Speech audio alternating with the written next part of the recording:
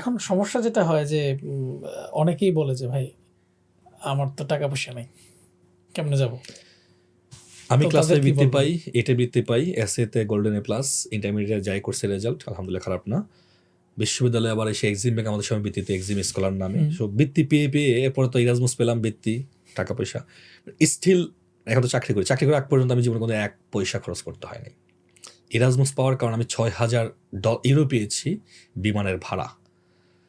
Basically আমি 30,000 টাকা খরচ করেছিলাম, ইউনিএসিস্ট একটা অ্যাকাউন্ট করতে হয় জার্মানিতে অ্যাপ্লাই করতে গেলে। শুধু এই টাকাটা আমি খরচ করছিলাম, কত টাকা? 30,000-এর মতো, মানে আমার মা থেকে নিয়ে আমি ব্যাংক অ্যাকাউন্ট করতে, মানে করে এটা করতে হয় আর কি।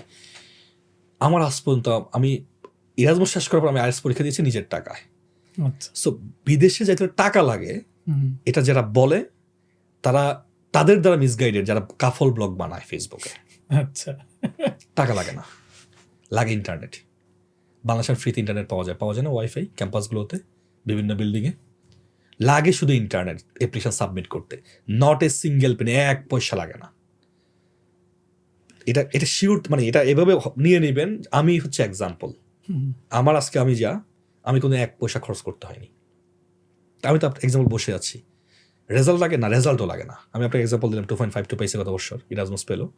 গত 2023 সালে 2.72 সিলেট ইঞ্জিনিয়ারিং কলেজ জাতীয় বিশ্ববিদ্যালয় ইরাজমুস পেয়েছে। 2.72 পেয়ে ইউএসতে পিএইচডি পেয়েছে অ্যাটলিস্ট 3 জনকে আমি চিনি। তার মানে রেজাল্টও একেবারে খুব হাই পড়ে তো এরকম না। তারপর যখন রেজাল্ট কম থাকে তখন আপনার আইএলটিএস স্কোর বাড়াইতে হবে, পাবলিকেশন বা গবেষণা নলেজ বাড়াইতে হবে, একটু ব্যালেন্স করতে হবে। রাইট, কারণ মানে আপনি ঘাটতিটা তো পূরণ করতে হবে। আপনি কেন ফান্ডিং করবে? আর এটা সত্য কথা কি, আপনার অনুধাবন করবেন বা আপনারা যদি কখন শেয়ার করেন এটা করবেন। বিদেশ যেতে হলে সিদ্ধান্তটা লাগে, আর কিচ্ছু লাগে না।